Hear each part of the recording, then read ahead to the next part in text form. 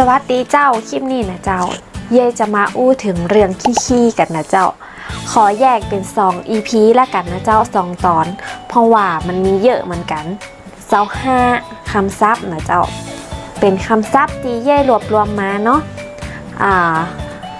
เดี๋ยวเราไปเริ่มกันเลยแล้วกันนะเจ้า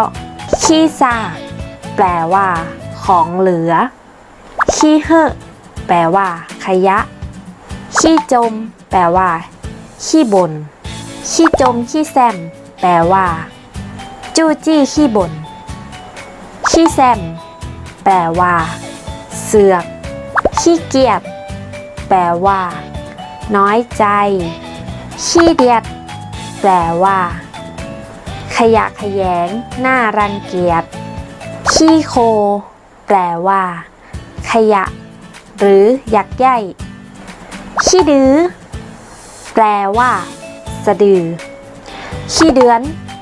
แปลว่าไส้เดือนขี้ตีนแปลว่าฝุ่นผงหรือรอยเท้าขี้จิแปลว่าขี้เหนียวขี้ตูดแปลว่าโรคเลื้อน